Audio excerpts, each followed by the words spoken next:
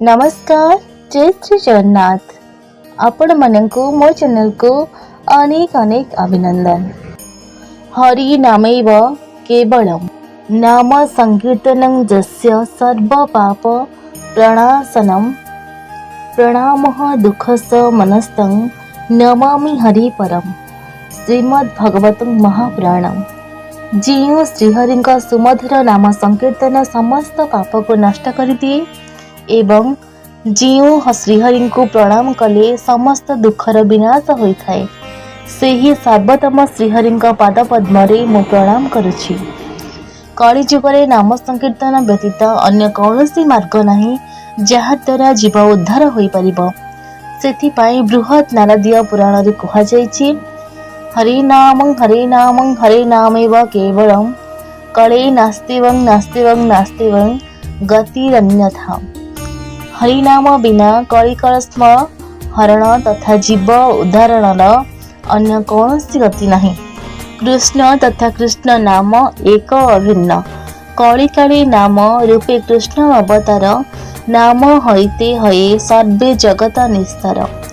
JEE नाम श्री कृष्ण भजन निष्ठा करी नामेर भितरे आछे आपन श्रीहरि चैतन्य चरितामृत। नाम चिंतामणि कृष्ण श्री चैतन्य रस विग्रह पूर्ण सुधौ नित्यात्मुक्त भिन्नत्वं नाम नामिनः। पद्म पुराण। हरिनाम से चिंतामणि समान जहाँ समस्त कामना को पूर्ण करिथाए। हरिनाम हेउछि स्वयं रस स्वरूप, दिव्य स्वरूप तथा स्वयं भगवान श्रीकृष्ण स्वरूप। हरिनाम स्वयं पूर्ण शुद्ध एवं नित्य मुक्त। नामी तथा नाम अभेद कौन से अंतर नहीं।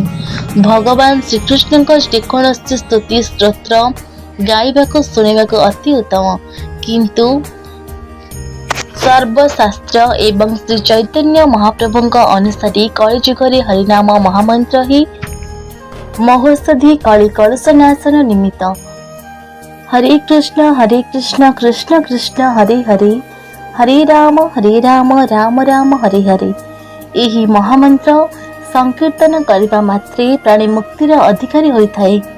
कलि जुगरे भगवत प्राप्ति निमंते यही हरिनाम संकीर्तन ही सबुठ सरल एवं प्रबल साधन।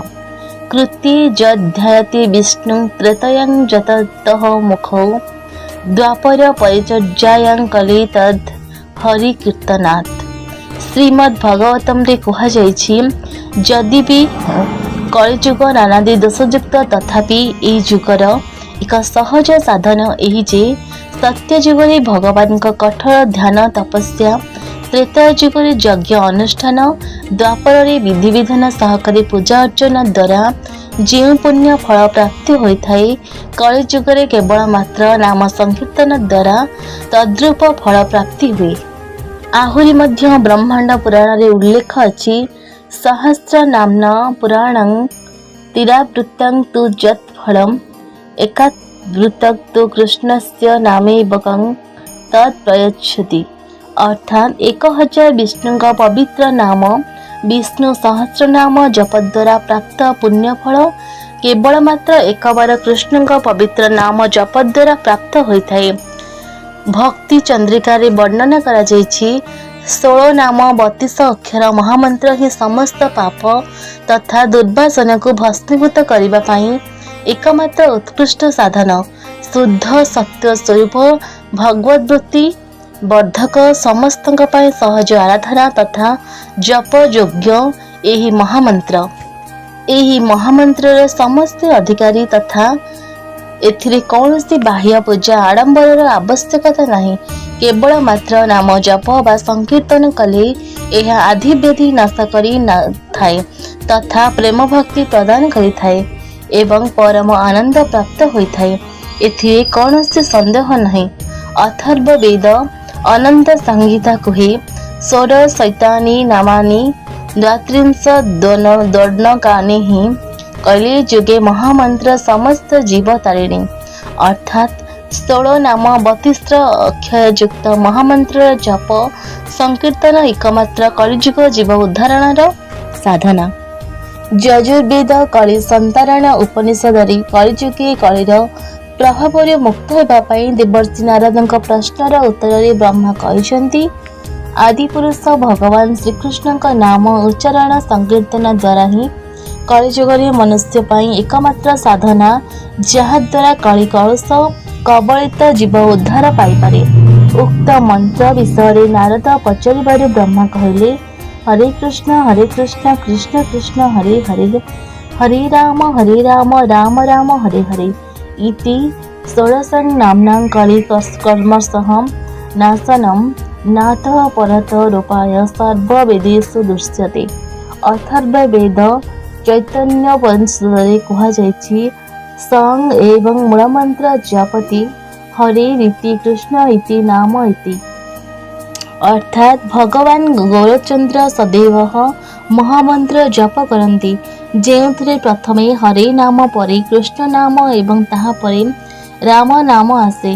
अतएव हरे कृष्ण कृष्ण कृष्ण हरे हरे हरे राम राम राम हरे हरे। पद्म पुराण रे वर्णित करा जायछि 32 अक्षर मंत्र नाम षोडशकान्वितम प्रजापन वैष्णव नित्य राधाकृष्ण स्थल लभेत। अर्थात जे वैष्णव नित्य 32 अक्षर 16 नाम विशिष्ट महामंत्र को जप कीर्तन आदि करे से श्री राधा दिव्य धाम को प्राप्त हुए। कलिजुगे केवल नाम आधारा सुमिर सुमिर नर उतर ही पारा।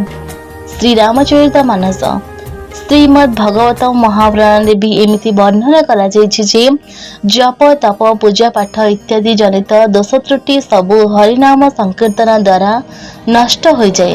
हरिनाम संकीर्तन उच्च स्वर रे हेबा विधेय।